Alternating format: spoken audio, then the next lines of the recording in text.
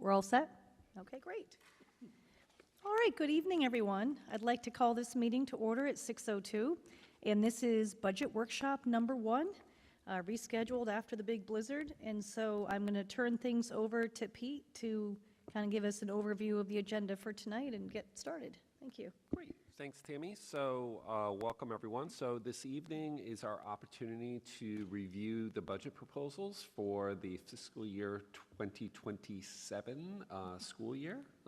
And so tonight are our school-based programs rather than more of our district support programs. So you'll hear from the Special Education and Student Services Department.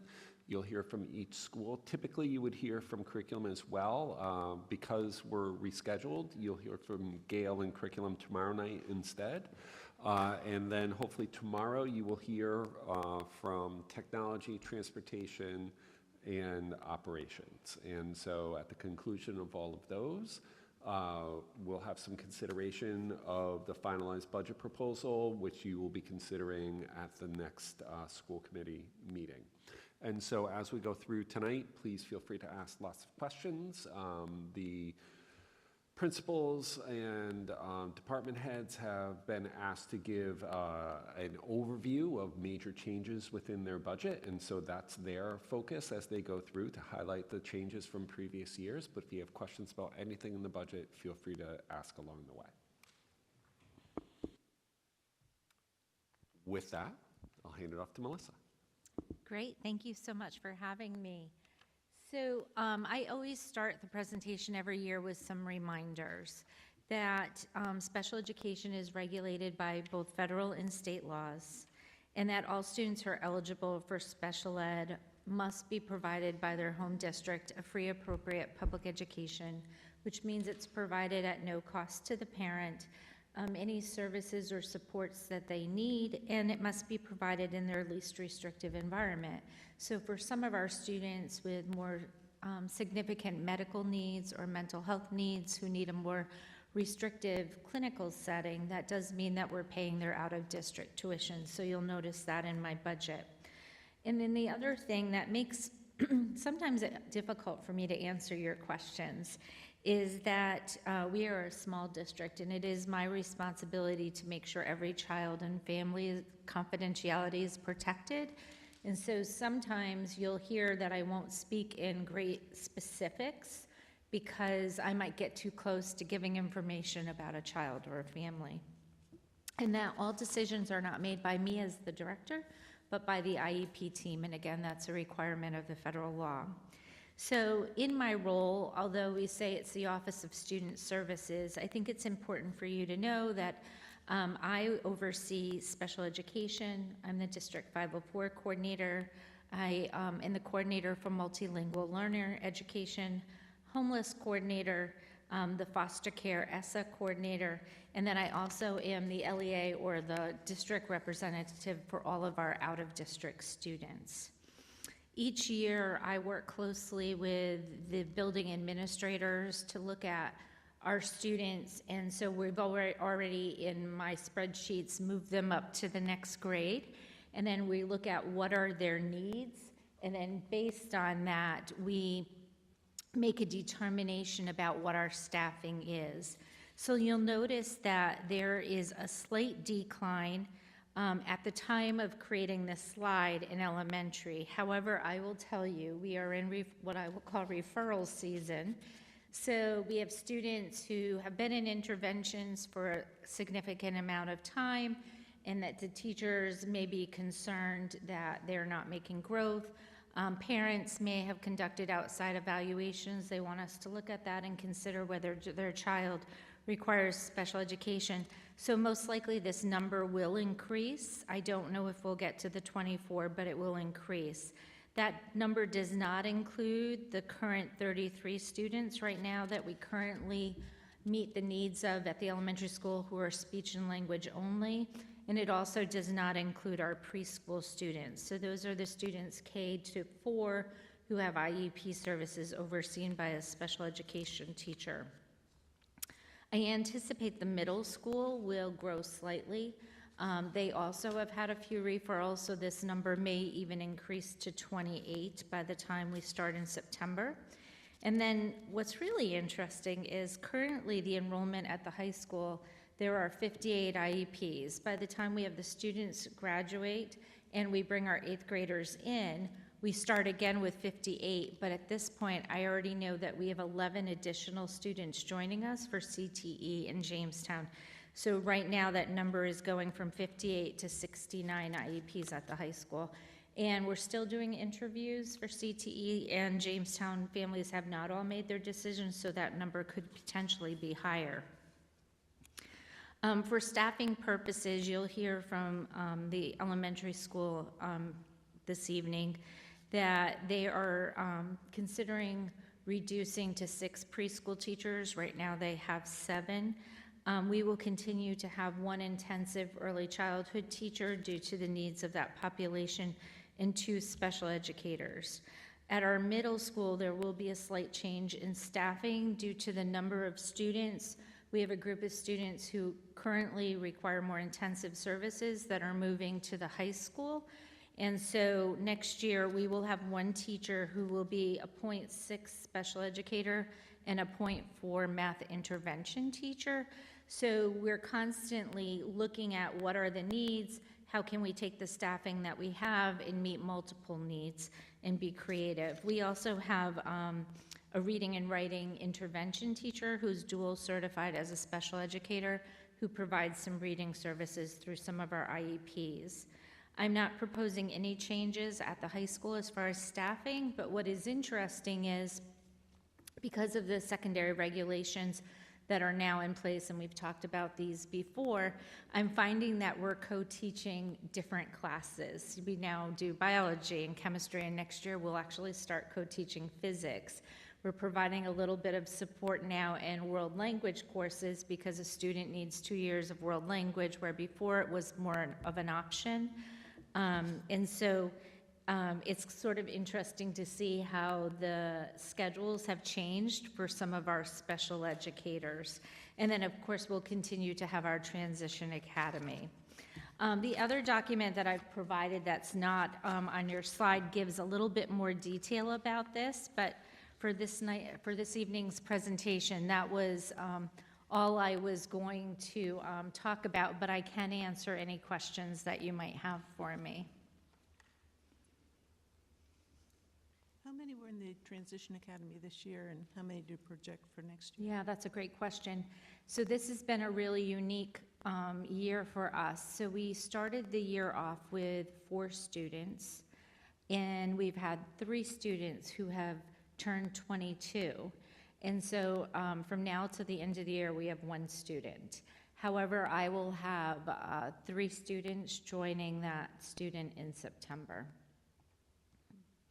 So it's kind of interesting how the needs change, and it also is dependent on, do we have students that come from Jamestown of that age group?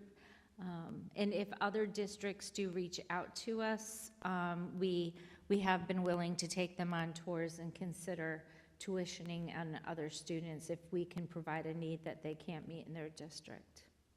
Well, I know it cuts off at 22, but you would think they'd be able to complete the school year, but no, they have to leave. No, so what's interesting is the law used to say that you could stay till your 21st birthday, and then Rhode Island legislators pushed that you could stay till the end of your the year you turn 21, you could stay till the end of that school year. And then there was a case that went all the way to the First Circuit Court in Boston where there was a class action suit against Rhode Island that children had the right to stay till their 22nd birthday. And so it's sort of already been extended, and so now it does go to your 22nd birthday.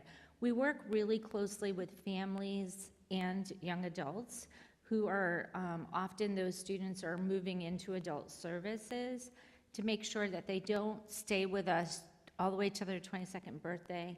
If they have staffing, if they have paid employment, if they have everything in place, because you don't want to lose the opportunities that you have available to you, because if you wait till your 22nd birthday, then you might find that the staffing that you thought was available or the agency no longer has room. So we work really closely with outside agencies, BHDDH, the Adult Services, the Office of Rehabilitative Services, and the families to make sure our students transition with a meaningful plan. Thank you. You're welcome. I have a question. For the students that were unable to accommodate here, how far do they have to go? So we would always try to look for as close as possible. I will tell you, though, that each of the out-of-district placements in the state of Rhode Island serve different needs. They have different strengths, and so the IEP team will often determine what need can't we provide here and what are they looking for. So are we looking for a school that has a psychiatrist on staff? Not all of them do. Are we looking for a school that has significant behavioral health supports, significant behavioral supports? Some of the out-of-district schools provide actual teacher instruction for each of their courses, where some of them you do a lot of your coursework on the computer. So if we have a student who doesn't do well with computer instruction, then we need to consider that. I will often do tours. I have a really strong rapport with most of the out-of-district placements, so I sort of know what the menu is, and I kind of check in. It's really hard to get a placement in an out-of-district placement right now, to get a seat, and so we work really closely to figure out what would be the best fit, and often I'll do tours with families. But it's really in a unique situation. It's a student with a fairly significant, usually clinical need, or there's some safety issues around self or others that would require them to be in a more restrictive setting. Our ultimate goal, we're a highly inclusive district, is that we would bring the supports into our district and try to meet those needs here before we would ever look for an out-of-district placement. Sometimes we have students who move into district who are already in and out of district placement, so that decision has already been made for us, and that kind of prevents that decision, at least for the time being. And as a reminder, we are often held responsible for tuitions, like Melissa just mentioned, where a family may move in and the student may be outplaced already, or in a CTE placement somewhere else, and they change addresses to Narragansett. And there is also students who are placed by DCYF into an outplacement, in which we don't have a lot of say into that. And so, again, those are all tuitions which the district is held financially responsible. So if DCYF places a student due to their clinical needs in a residential setting, then we are not really involved in that decision at all, but we are the person responsible for tuition. And then I would remain in contact along with the building principal with that student's school and family to make sure their needs are being met. Thank you. Yes, Justin? Does that also include transportation? Yeah, so although it's not closely tied to my budget, it's certainly part of our school district budget, so I can talk a little bit about our responsibilities. So if a student's placed into foster care, then there is an ESSA call. That call is to determine if the school of origin will remain. So we could have a student, for example, from Narragansett, who was placed in a foster home, let's say in Smithfield. We would have responsibilities to provide transportation both ways for that student. If a student is considered homeless and they have temporary housing, let's say in Providence, they can remain in Narragansett. We would pay half of their transportation and Providence would pay the other half of their transportation. Anyone we send out of district, we would be responsible for transportation in both directions. I'm trying to think if there's any other transportation.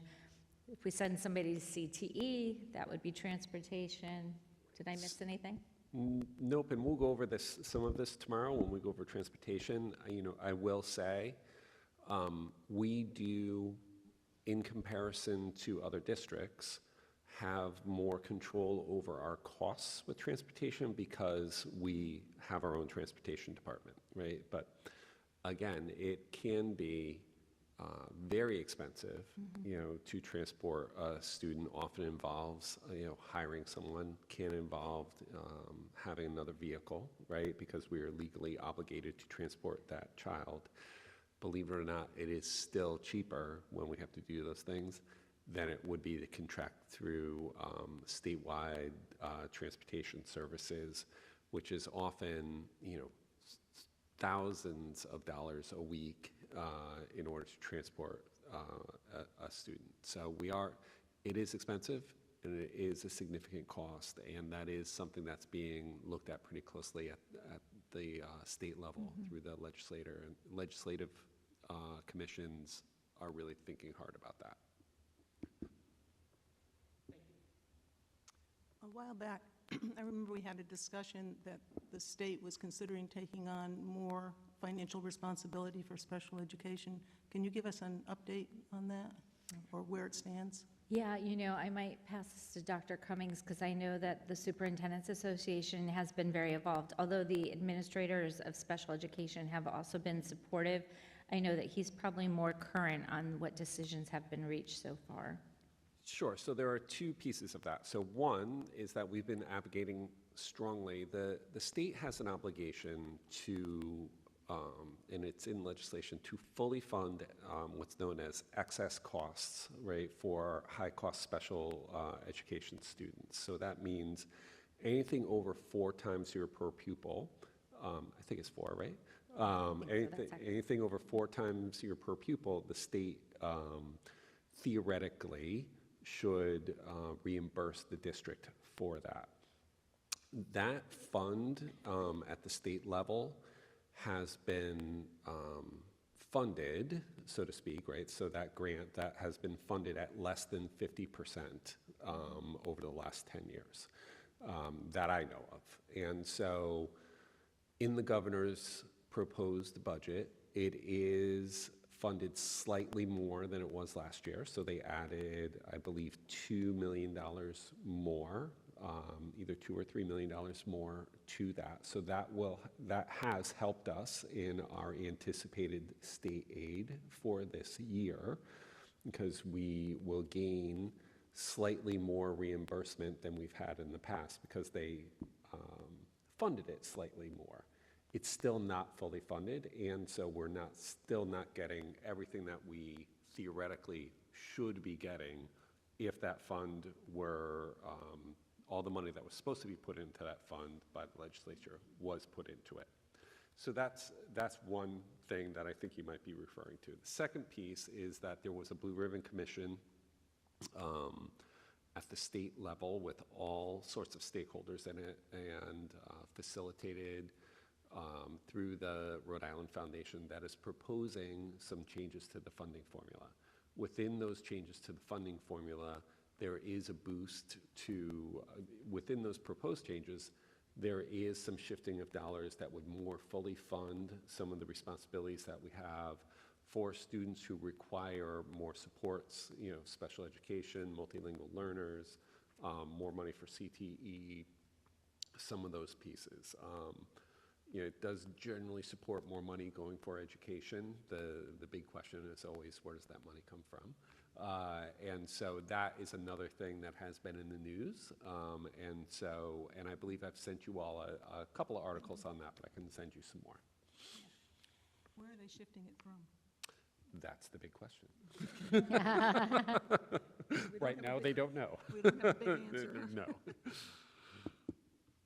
I have 4 questions. The first one is kind of a follow-up with that, so it's either for Pete or Melissa. Do either of you have concerns with the current situation at the federal level, that any title funds or grant funds or federal grant funds designated for students with disabilities or for staff that work with them are uncertain that may be a reduction for next year? Is there any worry? And I don't know if that's Yeah.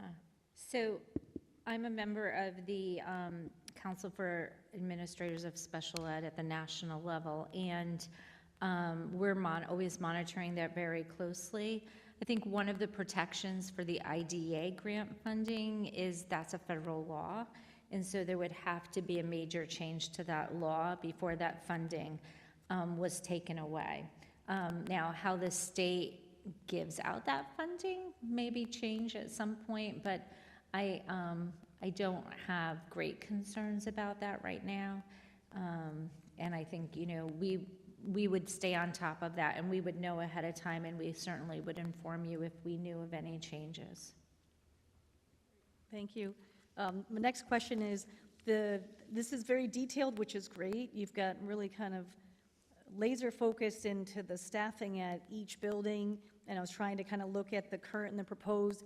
But overall, is there a net increase or decrease? So with the preschool position aside, so not counting the change in preschool, with everything else, is it just like 0.1? So it's or is it? So there's a 0.4 change reduction in special education, but it won't overall affect the budget because it's being reallocated into a math intervention position, which would go into your general ed funding at the district, at the district level, and that's located at the middle school. Right. So overall, right, there is a slight reduction.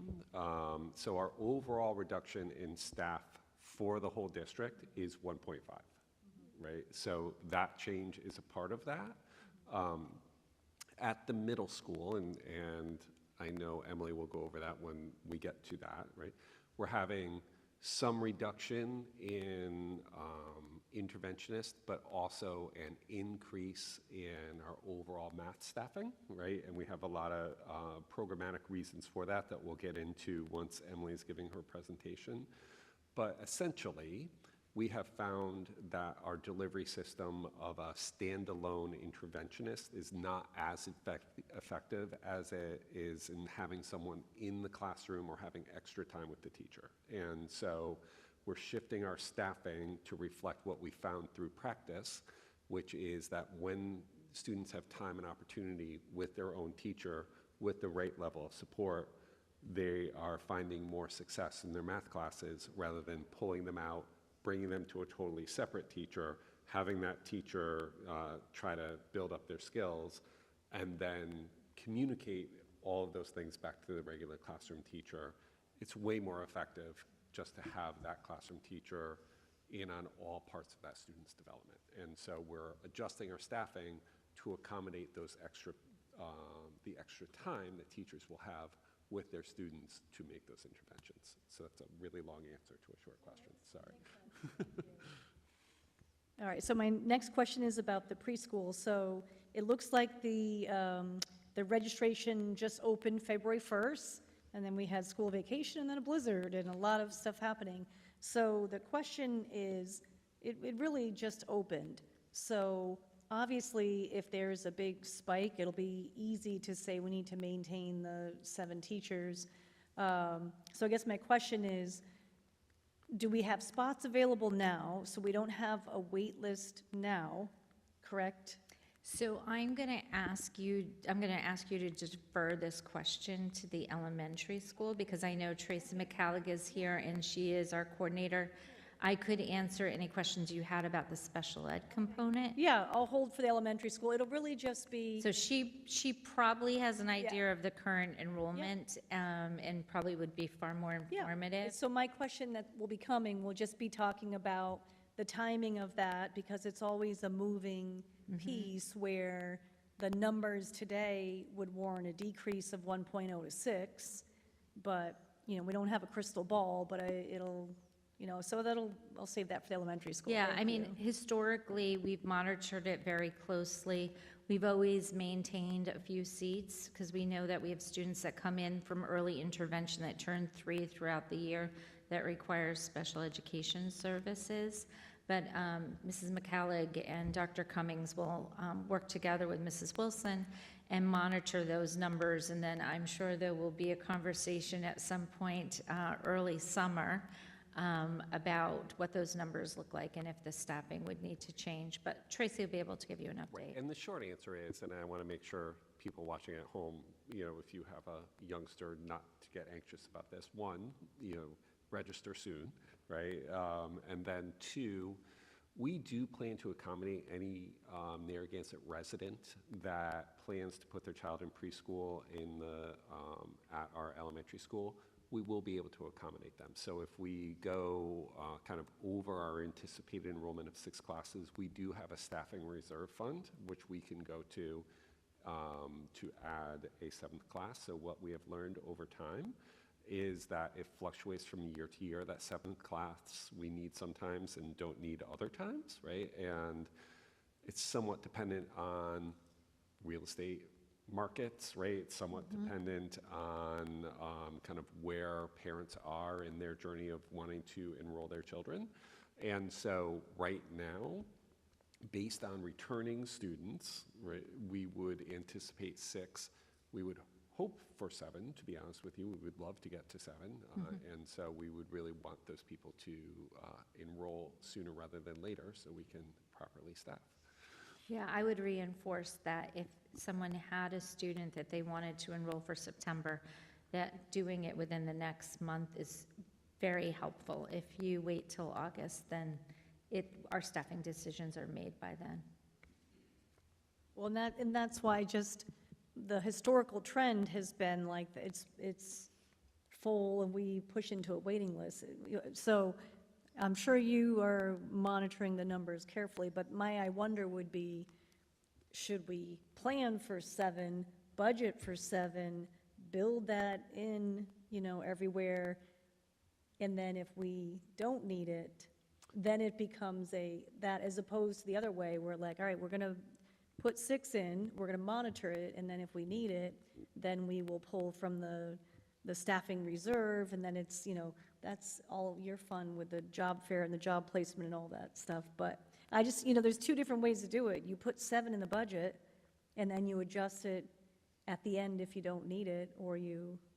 And so so there are a couple of factors with that. So one, because we're required by Rhode Island law to notify teachers by March 1 whether they will be returning, right? And we currently have a 7th class. So because we're not fully certain we're going to have that class, right? So we did have to, by statute, go through the process of non-renewing a teacher with the hopes of bringing them back if we have 7, right? And so that's why we have the staffing reserve. And so so that we can follow the law, right, around teacher staffing, right? And there's lots of, as you well know, lots of regulation around that, right? And our hope is by having our big push for registration early in the spring, Tracy's doing a great job with that, Lauren's doing a terrific job of advertising that we'll have a really good sense of how many students that we'll have. We do have a big class of, and you can correct me if I'm wrong here, a numerous class of current 4 and 5-year-olds, right, who are going into kindergarten. That is slightly larger than our current group of 3-year-olds. And it is, we do our best looking at the birth rate and kind of predicting the best we can to see how many 3-year-olds we will have. But as this group knows probably better than I do, the real estate market in Narragansett is somewhat hard to read at times, right? And so while we can go by the birth rate and that statistic, it's tough to tell how many people have moved into town, how many people are in rentals, those types of things. And so that's why we maintain some flexibility in that 7th class, because if we simply staffed it from the beginning, we would have the potential of having an extra teacher without a class, right? Or a very, very tiny class, right? And so we want to make sure that we are, it's good for students, right, to have others to interact with at that level. The classes at pre-K are small anyway, they're only 15. And every pre-K class, remember, it is a teacher, but it is also a teacher assistant, right? Because that's what the regs call for. And so we are pretty cautious about that 7th class. We would love to need it, right? And I think that's really what we're trying to push on is to get people to register so we can get the highest quality staff that is possible in there. Thank you for that. It makes sense. Thank you. And then final question is the question that's for everyone. I always just like to have my final question be, is there anything big or small, big meaning sometimes it's a full-time FTE mental health staff member or special educator or teacher assistant, or small, and sometimes it's like, geez, we really need new uniforms for the unified whatever team, or whatever, big or small, is there anything that is not in the budget for student services that Right. So I have been talking with my colleagues, and I know what some of them are going to ask for. So really, my ask would be just to endorse what they're asking for, because a lot of their ideas are really, really going to address the needs of all of their students, and I always appreciate that so much in their planning. I think you said that last year, too. Well, I have great colleagues. Well, thank you for answering my questions. Do any other school committee members have any questions for Melissa? I just want to circle back on something, and just to reiterate for maybe the families also, like if you're eliminating part of a position, like that .5 special ed, and maybe switching over to the regular ed, if need be, in the future, if it needs to come back to special ed, Yeah. it would come back. Oh, absolutely. Just Well, like- I would definitely advocate for it. Yes. So every year, Just so parents understand. yeah, saying that. I take the staffing off the table. Right. And then I look at every individual student's IEP, I revisit what their needs are. I actually already have class lists made for September. And then I look at how would we build schedules and how would we meet those needs? And from there, I can determine FTE. And then when I meet with Karen and Pete, I can then say to them, I can meet this need with this much FTE, this many teachers. And then from there, we make decisions about what we're going to reallocate. And so next year, depending on what the numbers look like, then I'm going to make a new recommendation. I'm not going to just say, this is what we have for staffing, and this is how I'm going to squish them in. No, I wouldn't do that. Yeah, no, I appreciate that. No, it's completely based on each student's individual needs, and then what do I need for each grade level, and then what fits in with the teacher's schedule and contract, and then how can we best meet those needs? You're welcome. Any other questions? Justin? Yeah, I got one. Pete, this is more for you. I just want to clarify something you said earlier about state funding only half of the, so, High-cost special ed, yep. Hi. So it is a categorical grant that has been established by the legislature that is supposed to reimburse districts. So we gather our data every year, submit it. It's a relatively arduous process, right, as we go through, lots of details in there. So we, like every other district in the state, apply essentially for the excess costs that we have spent over per pupil, over 4 times per pupil, right? And so, for example, if we have a student who really has a lot of needs, right? Those costs can escalate quickly, well beyond what we would spend in a regular education setting. So those costs, right, for any district, Narragansett included, when you start to multiply them amongst many possible students, right, can really blow apart a district budget, right? So if you have an unanticipated high-cost special education student, we are obligated, both legally and morally, right, to give that student everything that they would need to be successful. But that money has to come from somewhere when our budget is fixed from the year before, right? So the purpose of that categorical grant from the state is to reimburse districts for unanticipated expenses, right, that go, or anticipated, that go well beyond what is reasonable on a per pupil basis. Unfortunately, that is a categorical grant where there is discretion at the state level about whether to fully fund that or not. And that discretion, there's lots of competing priorities, right? And, I'm not going to pretend to know what all the competing priorities are. But because of all those competing priorities, that has not been fully funded in many years. Do you, go ahead, Justin. So it's safe to say, like, if we show our work and we request like $1 million, we're going to get $500,000. Yes, that's a great example. So right now, if we applied for $1 million, Yeah. which we didn't, but. We didn't, I'm making up a All right, let's say, let's say we did, we would at best get 500,000.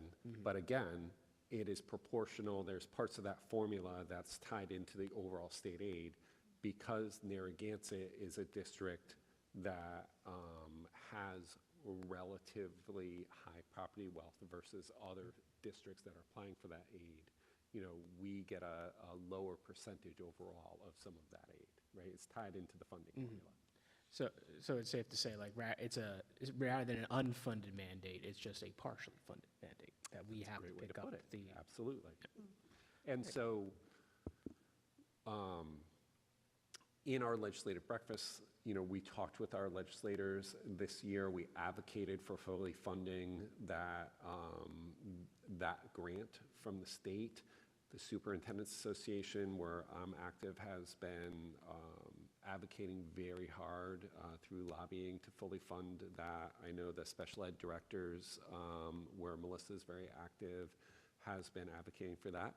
And the School Business Association, where Karen is very active, actually, has also been advocating for that. And so there's a lot of awareness, right? Unfortunately, the pie is only so big, and there are hard decisions to be made at the state level.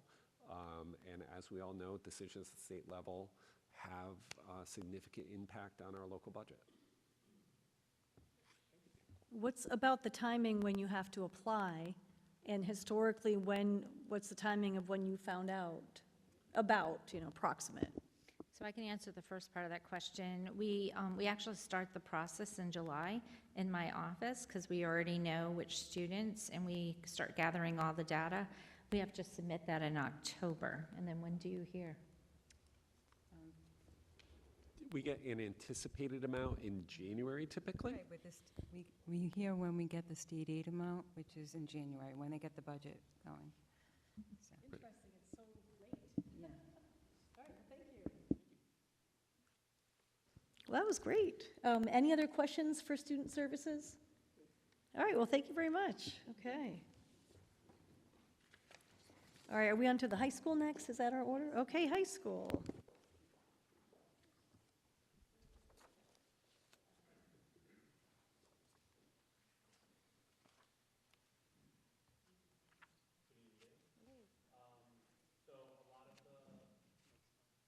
Press the button.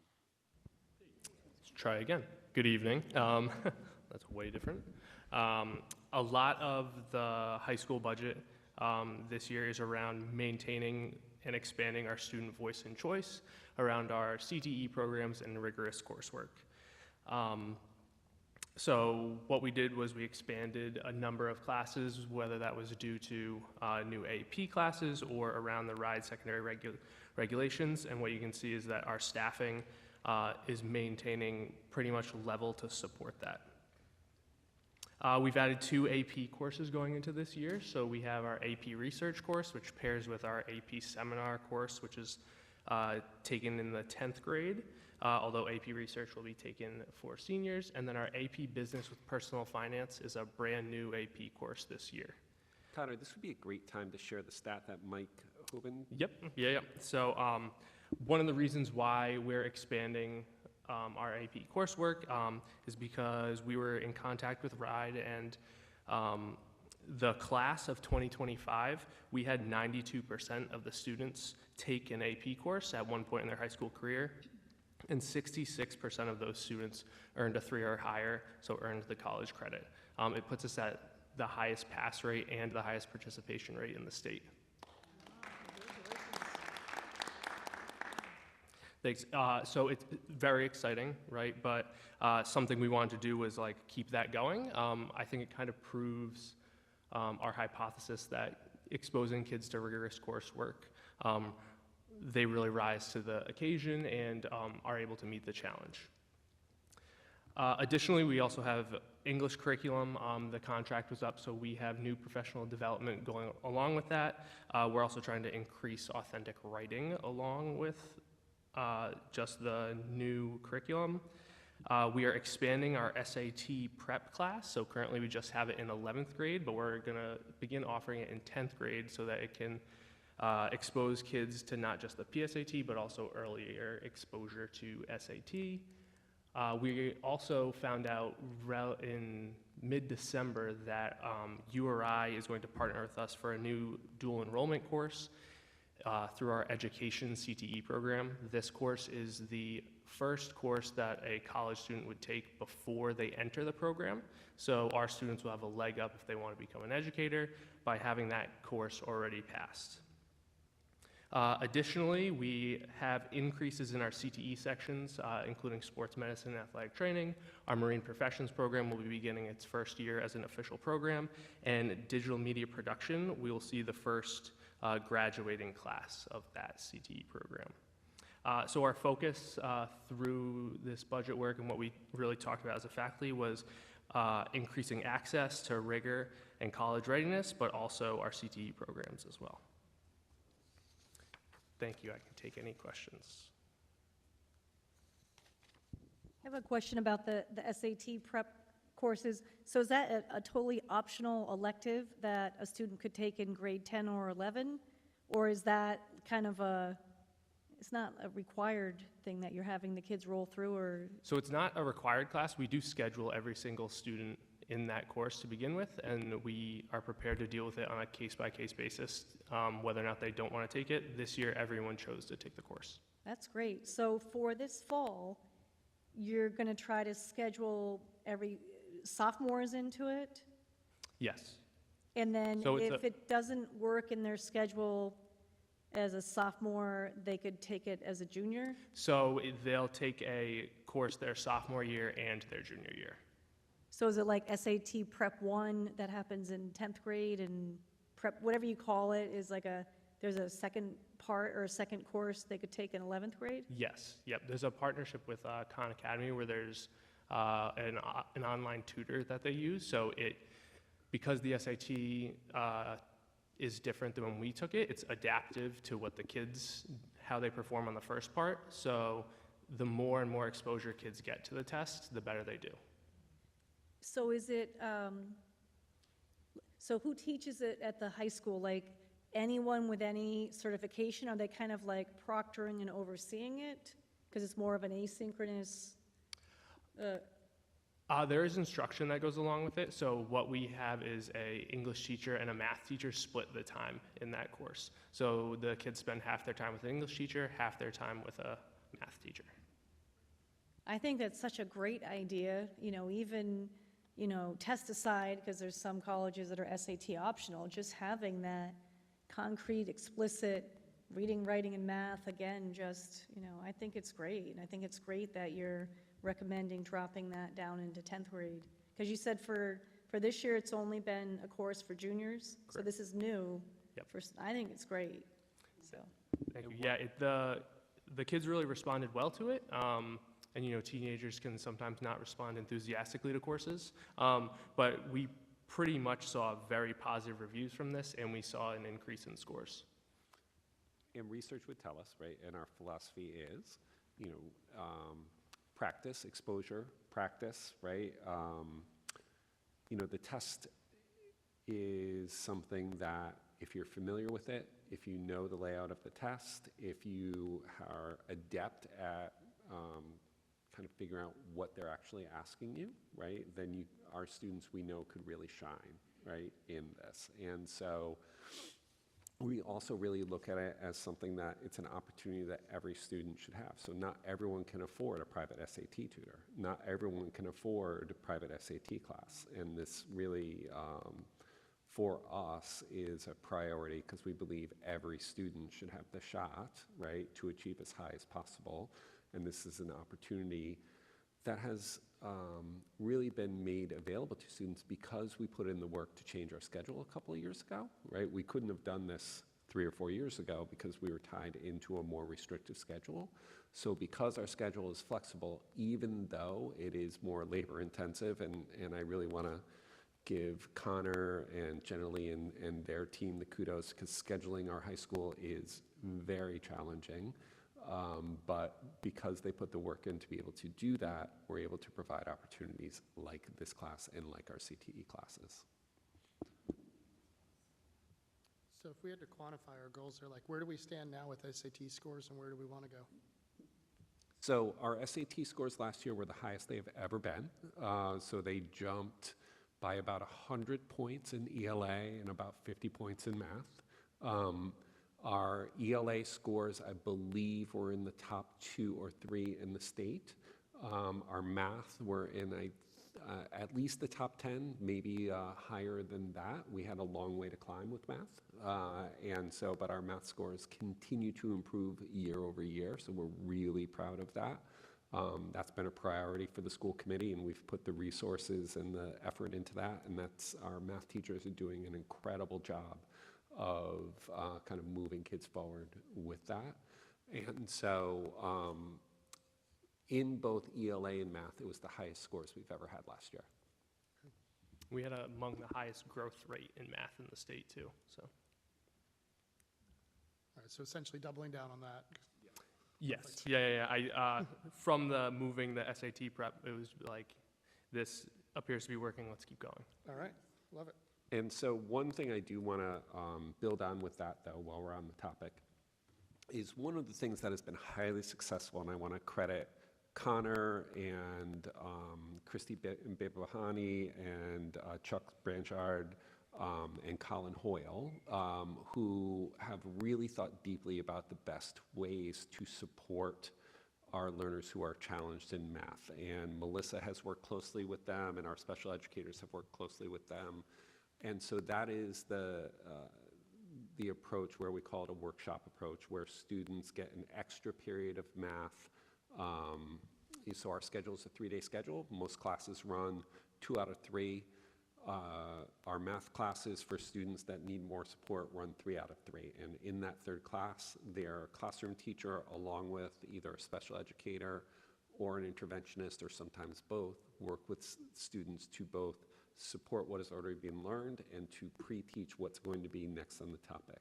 The feedback that we've gotten from both teachers and students is that this has been an amazing way to support students who need more time and opportunity to master math concepts. It's not that they can't do it, they just need a little more time, right, and a little more support to be able to do that.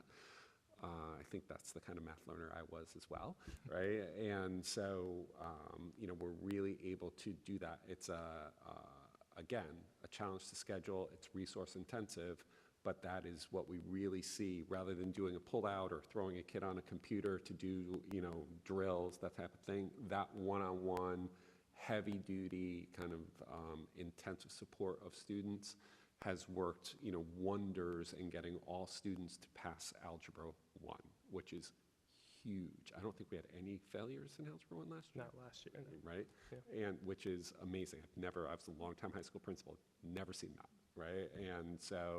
And it wasn't just letting kids go. It was rigorous. They really vetted students. And so we are taking that approach now at the high school and doing some of that with ELA as well, especially in our 9th and 10th grade. The theory fits, right? And so we are hopeful we're going to see equally positive outcomes in ELA at the high school and in math at the middle school. Yeah, a lot of credit, like Pete said, goes to Christy, Chuck, and Colin.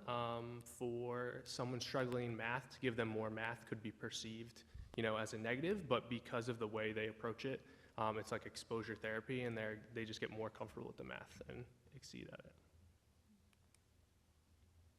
Connor, with the addition of the AP Research and the AP Business with Personal Finance, does that bring us up to close to having 20 AP courses, or? It does, yeah. And do we have teachers on board already that are able to either go through some training to do that, both courses? Yes, we do. That's the primary budget impact, is the training for them. We're also, we have another teacher. We already offer AP Pre-Calc. We're sending another teacher to an AP Pre-Calc training, but it's a free training at RIC this summer. So we have even more teachers getting trained in AP. And then we're already in conversations about the following year, which courses we want to add as well. I've got a couple questions about some of the bullets. The first one is, can you just remind us the English curriculum resource? Is that what we're purchasing? I just don't remember. It is, so our contract was up, so we're renewing the contract. We're purchasing, it's a digital curriculum, but there's workbooks that go along with it. So What's it's- the company? It's My Perspectives. Okay, And Savvis, so, and that aligns with what we're doing in the middle school. And we've been doing a lot of work. So Gail and I and the coaches have been meeting with the ELA teams, all, kind of 5 through 12.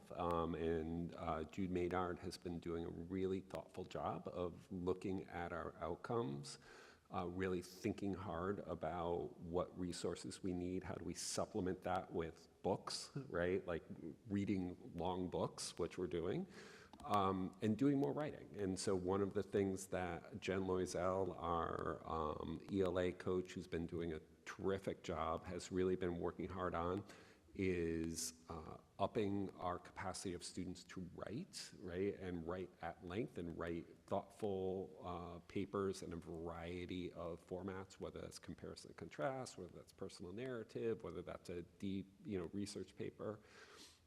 One of the things we really believe in, right, is that we don't want students to be so reliant on Claude that they lose the ability to be able to write. And so a lot of what we do is in-class writing process, making sure that we are tasking students with doing stuff right in front of us, right, and kind of going through that process so they learn how to create, their own papers. And, AI, what we know about AI is that it's really helpful once you are fully developed, right? And so, it can be a great tool for an adult, right, as a thought partner to help you kind of do those things. And at our next meeting, as a side note, we're going to have the AI policy, and so we've put a lot of thought into that with a lot of great stakeholders. So this revision to the ELA curriculum, or this updated ELA curriculum, really allows us to do more of that work, and it's updated in a way that supports more work with kind of challenging and authentic texts, actual novels and actual kind of longer sustained reading tasks, right, and more writing. That's great. I'm very glad to hear we're getting back to reading the total book. Yes. And then will the PD plan involve having a trainer from Savvis, My Perspectives, whatever, come on site or virtual? Or is it like in-house with Gail and the coaches and the teachers just having time? It's in-house. Yep. We had Savs come when we first signed with them. I think it was 3 years ago. So we're just going to have Gail and a lot of Jen Loisel do some work with that. So now I get to say what I love to say. The resource is not the curriculum, right? And so, what we are doing is that, the resource is a great resource, right? And it is benchmarked to grade level standards, and we love that, and it's a great floor. And that's really the floor from which we build other aspects of our curriculum. And so we use that in conjunction with the work that Jen, Gail, and I, Jude Maynard, the other teachers developed the curriculum along the way, using that resource as kind of a foundation. But there's lots of what we do, the books, the writing, the other pieces that kind of expand on the bare bones of that curriculum. One of the things that we really believe in is that we have great teachers, right? And they know what they're doing. And we do a lot of PD with them in order to do it really well and thoughtfully and deeply. The curriculum keeps us grounded in the grade level standards and provides access to written materials that are benchmarked to the Common Core and to the things that students need to know and be able to do. But we're not just simply kind of flipping the page and doing exactly what the book always says we should do. Thank you. And then a separate question, very exciting about that other dual enrollment course. Is that only for students who are in the education CTE, or could any senior who was interested sign up for that the dual enrollment, the education, whatever? So it's so new that I don't have a true answer for you. Right now, from our conversations with URI, it's going to be targeted for the junior year, but any junior or senior could enroll in that course. There's not going to be a prerequisite. That's exciting, that's great. And then the other question would be the same thing with all three schools. It's about the staffing net. I know you said district-wide, Pete, it's 1.5, but at the high school, are we looking at an increase? I know that was in your thing, but if each school can, when you come up, can you just remind me? So for the high school, are you a net increase in staffing? It's 0.2 in sports medicine. And I'll hold my last question, which you know what it is. I'll go back to the school committee because I talked a lot. Does anyone else have any questions for the high school? No further questions, but, I really like what you guys are doing with the CTE programs, the expansion of them. It really finds that there's something for everybody. Thank I you. appreciate that. Thank you. Yeah, it's exciting at every school, but this is awesome to see for such a small high school to be able to expand the CTE programs, the AP courses, the SAT, just great vision and very exciting. So Thanks. thank I you. would go back to what Pete said earlier about the schedule. The schedule really makes a lot of that possible because the kids have the opportunity to take CTEs and APs and be in band and chorus, and giving kids choice is really working out well. Yeah, I just want to say, one of the things I'm very proud of for our district is that we have allowed students, despite being a relatively smaller size, a lot of variety and opportunity for their choosing their classes. And we're seeing kids take advantage of it, as you just mentioned with the AP. We had, what is the largest amount of students in AP this year with the highest success rate? Yeah, highest percentage of students from just the class of 2025 with the highest pass rate of a 3 or higher on the exam. That's really amazing.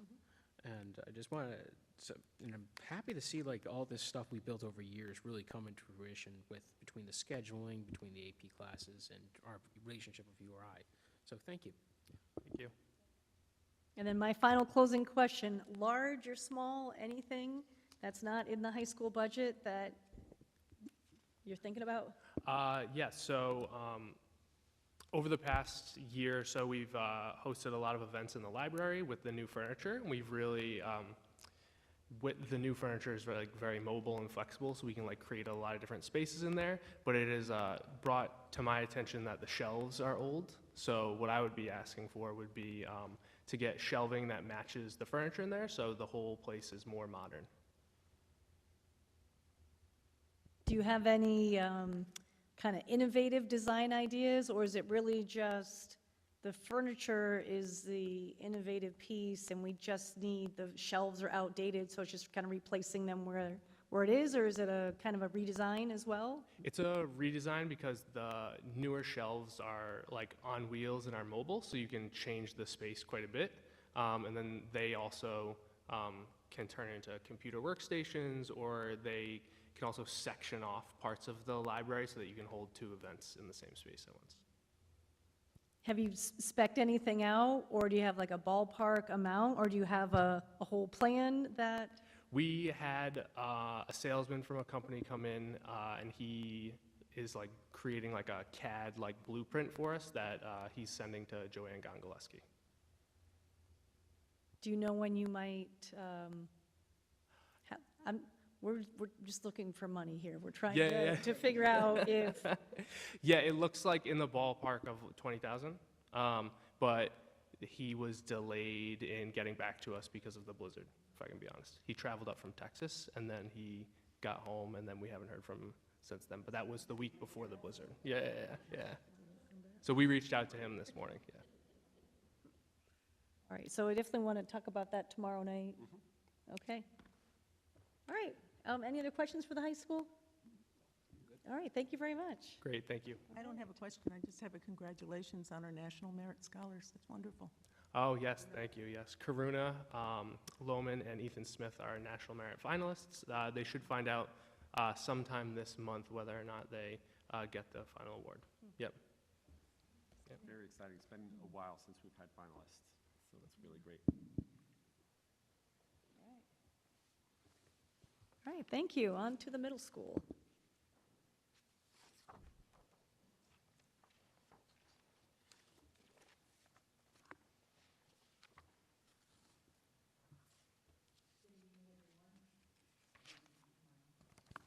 There we go.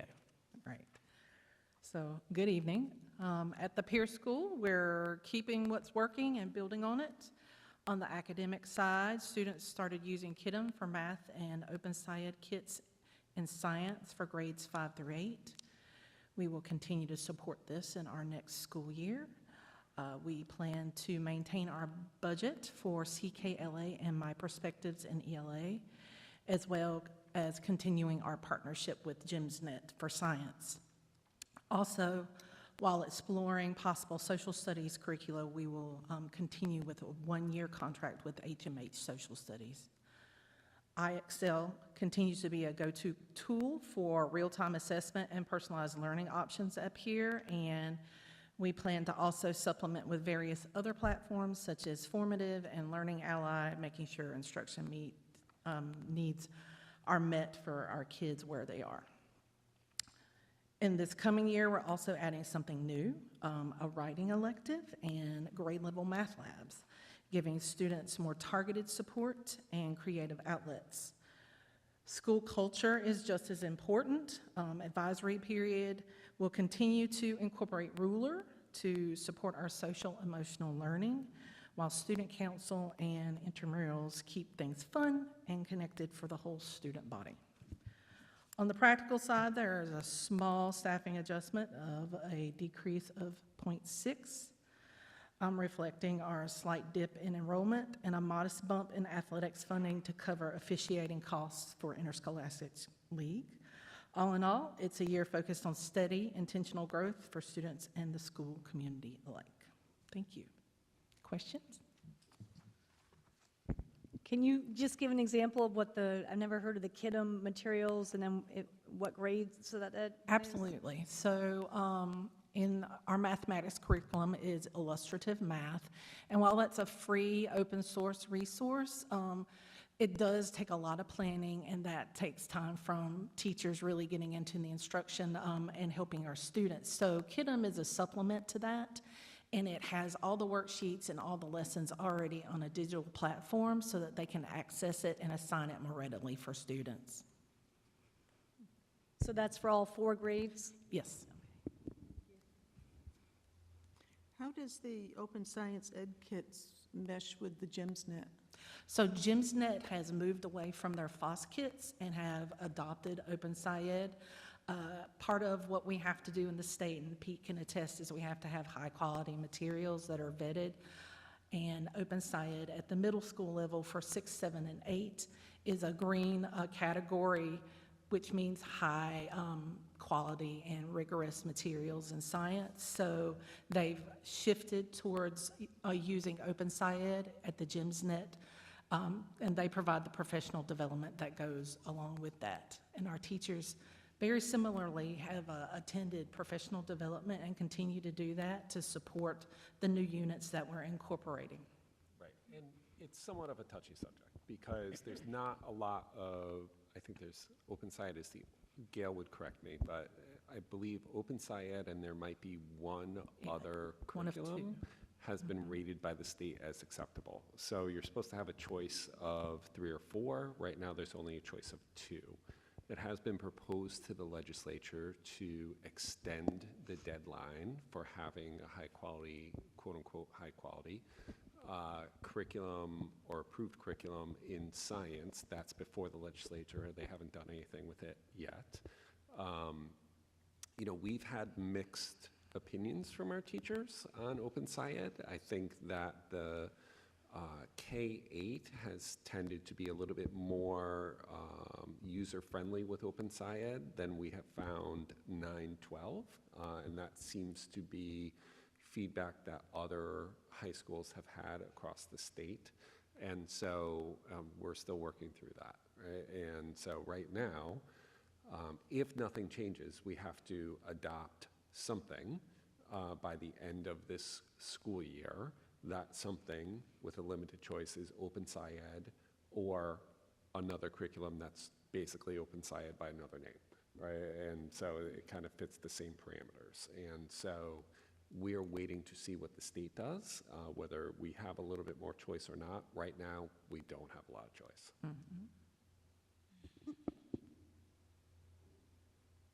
Can you explain the writing elective and the grade level math classes? So, like, are they, like, all kids will be scheduled into, or is it for students with, like, personal literacy plans and math plans, like intervention plans? Or can you explain what those two things are and what grade levels they're going to live in? Sure. So for our grade, I'll start with the math. The grade level math labs, we're going to be introducing to 6th, 7th, and 8th grade. Peter said that we're going to be changing our staffing slightly in mathematics. So very much like the high school model, where they have the opportunity to dig deeper into the curriculum that's being taught within the classroom. This will be an addition within their elective block. We will prioritize students that do have interventions to ensure that they get that time with their math teacher. Additionally, we're going to be having our math coach swing into those classes to assist and provide additional supports with the curriculum. It's going to be a great opportunity for students to get what they need. That being said, while we're prioritizing students that may have an intervention plan, other students will be included and will be using our common task data as well as our other data like our IXL diagnostic in the spring and our assessment data across the curriculum when they're exiting a grade level to kind of determine, that need. For writing, our hope is, yes, it's going to be an opportunity for students to explore and be creative with writing.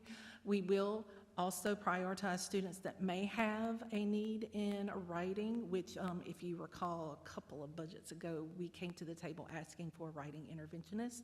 So this is us trying to be creative with the staff that we have and keep that in mind, because writing is an area that we're really focusing on at the Pierce School. So it's going to be an opportunity for our students to explore a little bit more deeply the writing process and explore other creative options like writing in response to poetry or to art. So we're really trying to build in those opportunities for our students, and that's going to be on the foundations of some of the writing revolution work that we've done with our teachers. So just a follow-up with math, if there's someone who's functioning, well above grade level, a 6th, 7th, or 8th grader, would they still be possibly scheduled into a math lab and have that differentiated, or would they be scheduled into other electives? So just like the high school, we want to run on a 3-day rotation. So we're going to look at strategically placing kids, and if we have the ability to do more of an extension, then we're going to plan that opportunity for kids as well. We really want kids to explore deeply in mathematics as well as writing and try to provide those opportunities within our school day. Thank you. And not a budget question, but it just made me think of, can you just remind us the foreign language instruction at the middle school, what that looks like and what grade level, like is it Spanish and what grades? I just forgot. Sure, no worries. So this year we offered Spanish 1 and French 1 for our 8th graders. That's we're moving towards next year having a similar model to what the high school offers, with having foreign language at Spanish 1 and French 1 offered 2 times within the 3-day rotation so that they have a more consistent experience. Previously, we offered part of that in 7th grade and part of that in 8th grade. So we're trying to transition so that's more like the high school model. And what we know from the research with world languages is that, they need that constant practice. So having it 2 out of the 3-day rotation, they have that opportunity to kind of explore the language a little bit deeper and practice. So what that means is that students will complete Spanish 1 or French 1 in grade 8. So they will go into Spanish 2 or French 2 in grade 9. There is a clause in the secondary regs that credit, or that credit for that class carries over to high school from 8th grade, so it counts in their 2-year language requirement. And so while we want students to go on to Spanish 3, 4 AP, doing it, they would be conceivably done with their language credit after freshman year by realigning it in this way. So for this coming school year for the eighth graders, are you going to try to schedule all eighth graders and the choice is pick French or Spanish? Or is it still purely, you have this opportunity to do it, but you don't have to? Like, what's the philosophy for this, with the new changes? Are you saying your choice is Spanish or French, and then there'll always be outliers who can't? Or are you just saying, this is a great opportunity, but you don't have to do it, you can do? So we lean towards having our students make a choice, either French or Spanish, understanding that there will be outliers that may not be able to do that within their schedule because of whatever needs that they might have. So we are going to be offering that as our model. Coming school year, there won't be any language instruction in seventh grade. It really, the entry is eighth grade? So we'll still have an exploratory option in seventh grade, so we're not getting rid of the world languages. It will be exploratory in 5, 6, and 7, and then a full-on 2 out of 3 high school-like course, either in French or Spanish. Mhm.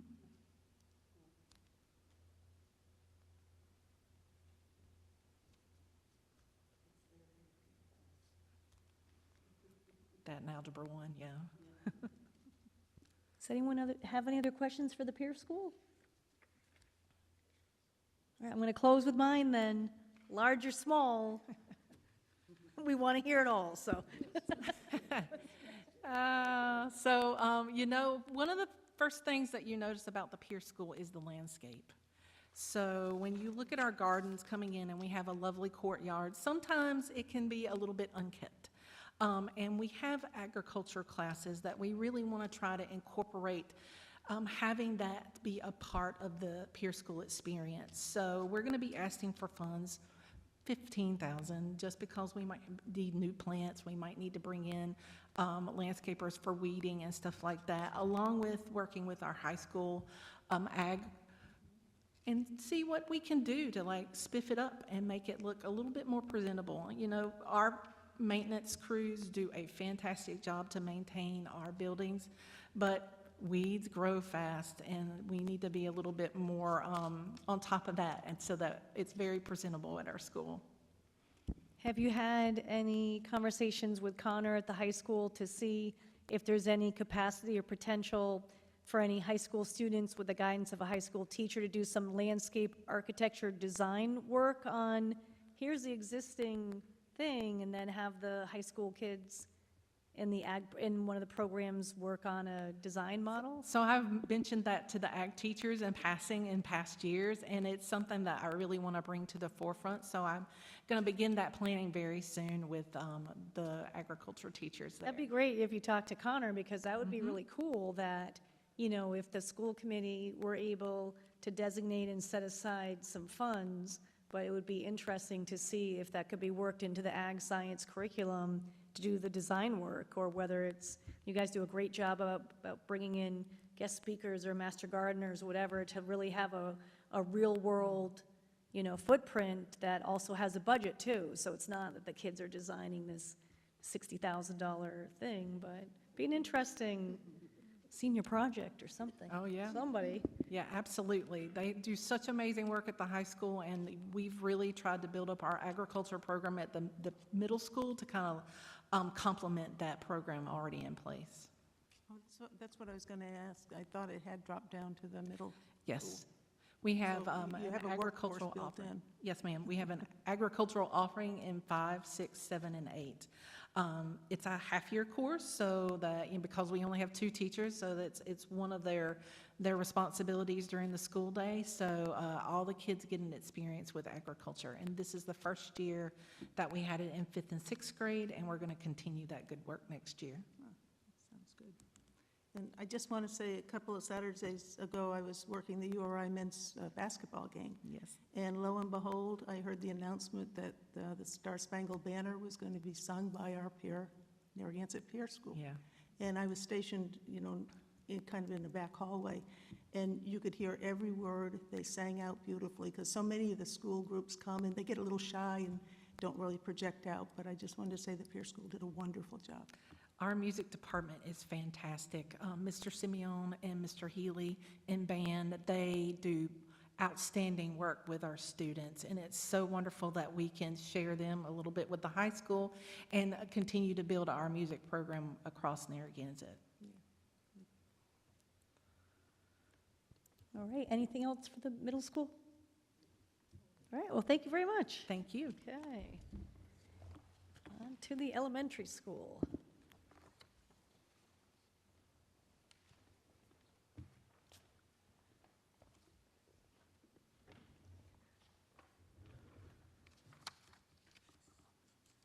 Hi, everybody. So at the Narragansett Elementary School, we're going to continue to provide opportunities for the whole child in academics and social emotional well-being. As far as our staffing and alignment is in alignment with enrollment projections. We don't really have a big change in numbers, just some shifting around because of our enrollment. So you'll see that we've had a proposed decrease in preschool, a decrease in second grade, and a decrease in fourth grade. However, we'll have increases in first grade and third grade, just by the way the nature of the numbers are going. We're also proposing with that, if there's a decrease in preschool, we'll have a decrease in a teacher assistant. And we will be doing a slight decrease for a math interventionist and a slight increase in our health and wellness teacher. We'll be sharing her next year, likely with the high school, where they'll need an increase of a 0.2. So that's where we're working on that. As far as content, we're remaining status quo. We're not doing any new purchases of anything except for our science. I think Pete and Emily mentioned we're going towards open SciEd, so there is a slight increase in budgeting for science this year. However, we're purchasing the kits. We will not be renting the kits, so over time, there'll be a less of a number in our science purchase. We'll remain with professional development with GEMSNet, similar to the Pierce School, but we will remain consistent with both ELA and math in the curriculum resources that we're using now. As far as everyday speech, that is a curriculum piece that we purchased last year for SEL. We've had great success with that and supporting our social emotional learning. Both the teachers and our health and wellness teacher and our school psychologist use this tool when meeting with either whole classes, small groups, or individuals to support their social emotional well-being. We're also going to remain consistent with our multi-tiered support system using our diagnostic assessment of iReady. That is one of our bigger purchases that you'll see in my budget, but we use that not just for diagnostic assessment, but we also use that as individualized progress monitoring for each and every student, kindergarten through fourth grade.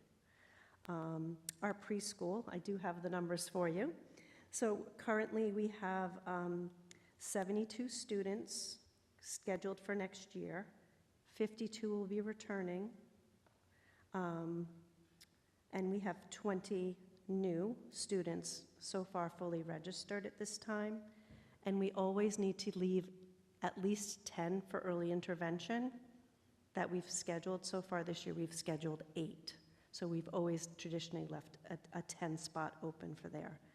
We opened on February 9th, and we're sending out another reminder via Lauren, probably this coming week. And we do have parents calling, and we have people from out of district always calling and asking if they can join our preschool.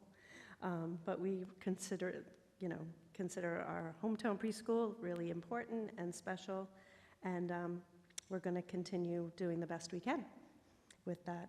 Tracy's done an amazing job recruiting with Lauren, and our preschool speaks for itself within the community. We have people calling us when the babies are 1 and 2. They want to get on the list. We do not have a waiting list, as Pete explained. We don't need one right at this time, and we will likely not need one, but we do have the plan of 6, and then if we need 7, we'll continue with that. And then another thing that we do at the elementary school is we schedule for opportunities for enrichment. We have our morning movement, we have our art mornings, sunrise sketch. We offer coding and robotics, book clubs, and band and chorus as part of that within our schedule, either before school, during school, or after school. So we can start tapping into, the whole child. Do you have any questions for me? So the morning opportunities, those are just completely optional, and parents can sign their kids up if they want to do the Yes. sunrise sketch or the morning movement? So or- throughout the year, we have 5 sessions of about 6 to 8 weeks. Those are our teachers that provide those opportunities because we can figure out how to schedule and flex their day. So that is an opportunity, and parents can sign up. It's a digital online sign-up, and to be honest with you, they're pretty successful and busy. The kids love it, the teachers love it, and the parents are very happy with them. So it's either before school or after school? Most of these are before school. Before school. Or during school. The PTO does an amazing job with our after-school enrichment program. They offer 2 to 3 sessions a year, and it's a wide variety of opportunities for, they do Lego innovation, they do cooking, they do different kinds of sports, they do theater, all kinds of things, just to tap into all the kids. And it's offered kindergarten through 4th grade. And for the morning, is it also kindergarten through 4th grade, or? For some sessions, so we tailor sessions for certain things. Like our coding group recently, she noticed that only boys were signing up for coding, so we just ran a Girls Who Code group, and we had a group of about 8 girls that signed up for the first time, and we're offering it again to see, can we get some more kids interested in different things? So we do tailor it and change things up a little bit, just to make sure that we're tapping into everybody's interest and strength and want and need. How many days a week do those morning enrichment things go? So consistently 4 days a week. Some are not 4, depends on the teacher's schedule. So morning movement is 4 days a week, art is 3 days a week, coding and robotics is 1 or 2 times a week, depending on the schedule. Book clubs happen within the school day. Those are a little bit of an enrichment during our What I Need block of time. So our librarians will pull those kids in. We also have, I didn't even put this on here, but Brian Jennings does an amazing job with media with usually our 4th grade group, and pulls, almost every kid gets an exposure to media within his schedule. And then band is before school, and chorus is within the school day for 3rd and 4th grade. That's great, thank you. Yeah, we have a great program going. How are we doing in terms of Bright Stars? Are we up for an accreditation? We are working Kinds of- diligently every For now? single day. Yes, it's coming up this year. The application will be submitted at the end of the month, and then we'll wait and see when they schedule us for a visit. But our teachers have been working incredibly hard, along with Tracy, taking lots of coursework that, they changed the requirements, so we've been very busy with the coursework this year, but we're getting there. Good memory with that. Time flies. Yeah. It really does. Mhm. Yeah. Any other questions? Any other questions? All right. All right, well, just mine. I'm Big or so small, ready. we want to hear it all, so. So I'm so ready this year. Usually I'm not that picky about what I need. We have done some research on our playground. We have a play structure that has been up for the main play structure. The main component of it has been up there for over 30 years. We had our people come out and do a walkthrough to look at it. We found that there's some serious rust and damage to some of the portions of it.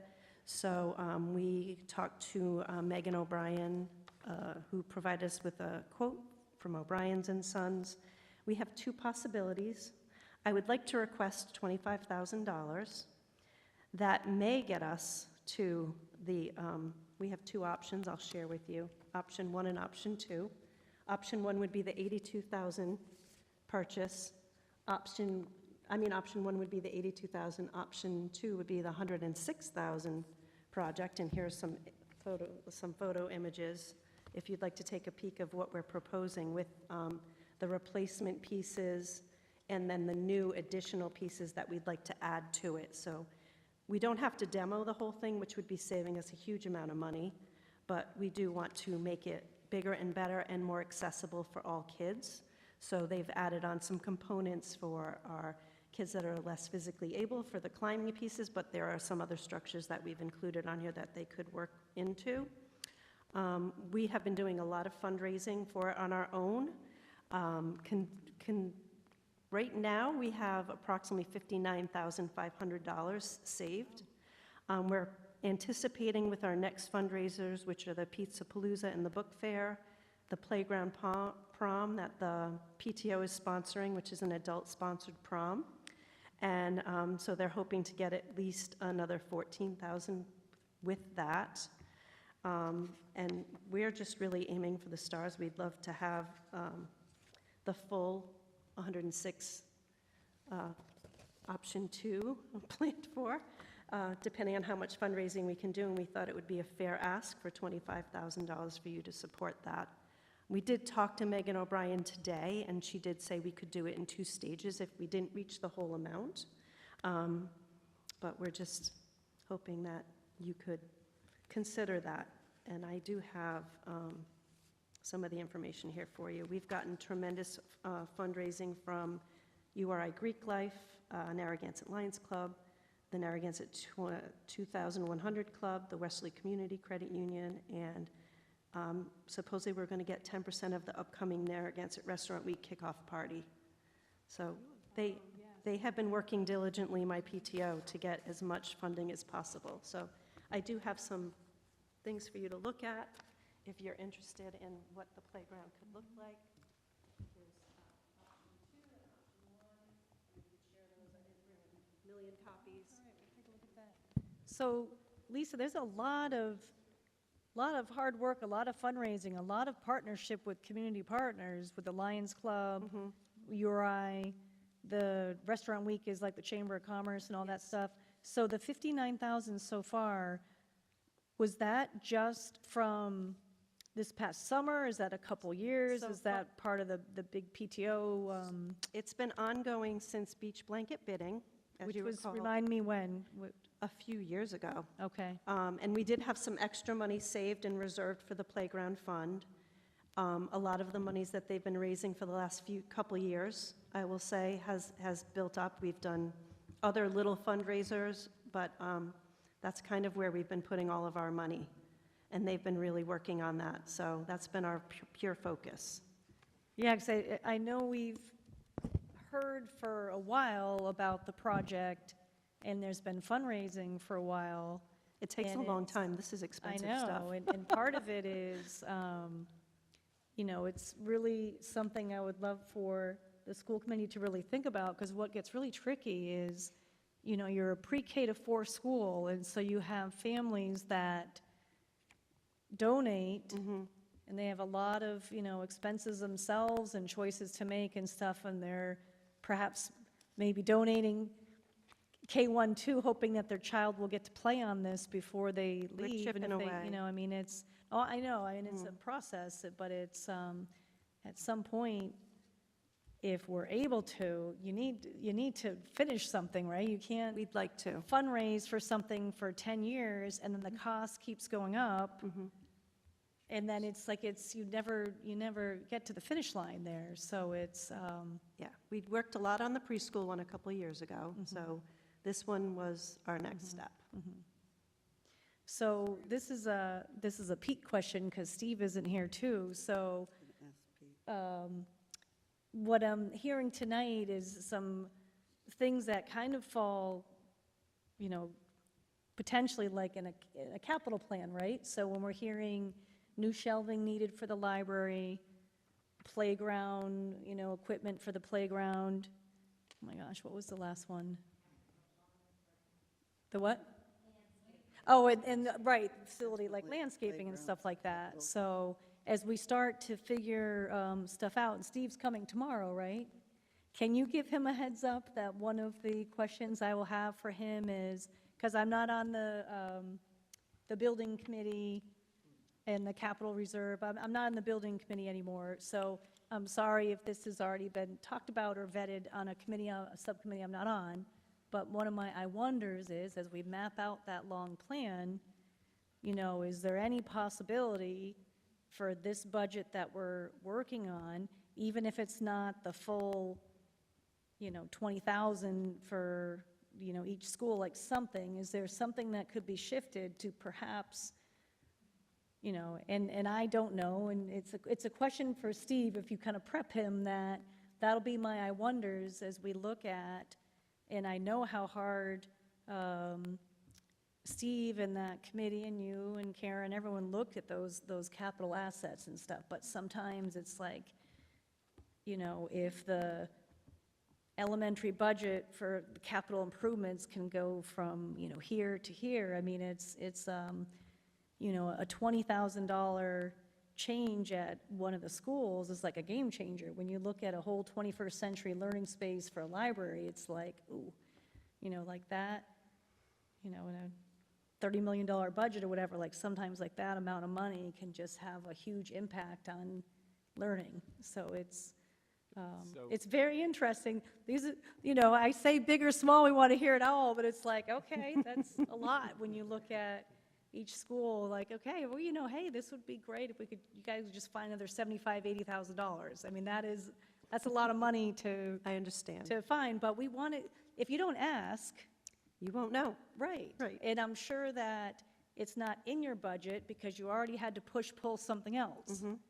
Yeah. Right? I'm You a can't- pretty conservative budget. Connor's got to pick between, PD and curriculum resources or library shelving. You've got to get what most directly impacts students first. But it's, Yeah. but So, I Karen- appreciate hearing. I don't know if Pete does, or if, And I don't know if Pete's surprised, Steve or if has been consulted about this because I don't do anything without so letting Steve him won't know. be surprised by the, He might not know all the numbers of what we already Sure, have. I didn't consult with him with numbers, but I did talk to him because we have Yeah. used this company before, so he's aware that we've had a discussion. He's aware of the conditions of the play structure, and it is not like necessarily repairable. Some of it needs to be fixed. May I just say, I think if it's something that needs to be fixed, it should come out of capital gains, personally. That's just my opinion, or if the kids are going to play on a structure. Not that we're not happy to give you money from something, but if it, and this is, I'm happy to give money for shelving and stuff on a different level, but in terms of taking it from different areas, the play structure that needs to be looked at from that also. Yeah. So, I yeah, we think that needs want to be get it. addressed. The good thing is it doesn't have to be completely demoed. Right, I They like did that. spend some time on, like, what could they replace? And then how could we add on to make it even better? Right, and then we can help you with that part. Lisa, did the two quotes include installation? We did not do two quotes, because we've used them, and I think they were the original installers of this, that they're familiar with the entire structure. That's who we also used for our preschool playground. They are on the whatever list. Master price list. That's it. They're So, on that list. so Karen and I will get together with Steve. We will look at our capital expenses from this year and what is proposed for next year, right? And we will be able to make a recommendation to you tomorrow night. Because I noticed there's only two differences in terms of the amount of equipment between one. Yeah, the there should be several, there should be a few different, the different kind of bridge, there's different kinds of climbing things, so there should be some differences there. Is this present playground a health and safety issue now? Well, there's some rusting and there's some eroding on some of the sections. So you'll see, I think there's a map that says what's going to be fixed or replaced in there. Short answer is no, kids are not in danger. They're not in our danger, current, no. And we have lots of supervision for them, so no. well, and I think CJ brings up a good point. Like, if some of these are, hey, the deck links are in need of replacement, we should be proactive and replace some of that, and some of them are just like, this is a new feature that would be amazing for kids. Yes. So it's a combination of, if there's some funds that, Pete and Steve say, hey, you know what? If the school committee wants to give or, reallocate 10 or $12,000, we're going to focus on, the proactive replacement of certain stuff. And then the PTO can focus their fundraising on the enhancement stuff, like, hey, there's this really cool swivel bridge or something like that, but we're going to, whatever, Okay. we'll task Pete and Steve and And we'll look- Karen to work with Lisa to, And we'll look at the spots that they identified for that, for the overall just replacement repair versus new enhancements. I'll be able to identify those easily. well, it's exciting, and they should definitely be commended for whoever the group of people that are really working hard on all these community partners. And I think, the URI, that was a big surprise. That when really the was. That fraternity and the they almost sorority doubled what kids they came. promised.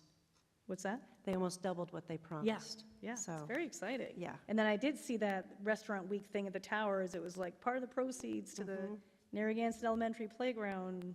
I'm like, yeah, cool. We have some movers and shakers in our PTO. Yeah. So, thank you very much. Yep. And so no other questions for the elementary school? All right, I'm going to give these back Yep. to you, but thank you. It's Thank always you. nice to have the visual of trying to figure out what you're talking about. And that's what's tricky. If this whole thing gets stretched on another 2, 3, 4 years, this is going to probably go up 10 or 20%. And then these poor parents that have been working so hard, their kids are going to be in 7th, 8th, and 9th grade. Yeah, yeah. Thank you. Thank you.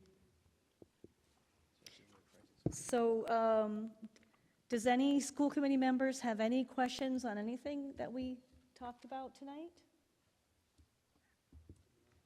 Pete, do you have any closing comments or rebuttal or anything? No, And- appreciate all the great questions tonight. Thanks to our principals and Melissa for putting everything forward tonight so thoroughly. Again, if you kind of go back to the budgets and have questions, we can always go back to things tomorrow, that if you think of something that you wanted to ask but didn't get to tonight, we can certainly revisit that.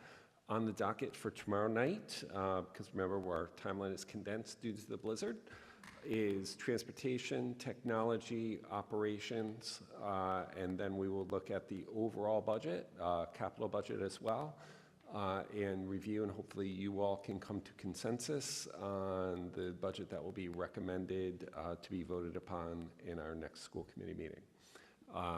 Again, Karen and I will go back to the capital budgets based on some of the extra requests tonight. We can't guarantee that we'd be able to support everything, but we can see what funds can be moved around or adjusted a bit to see what we can accommodate for next year. Well, thank you all very much. So if there aren't any other comments or questions, is there a motion to adjourn at 7:40? So moved. Second. All in favor? Aye. Oh, and we didn't have anyone from the public, so no public comment needed because there's no public here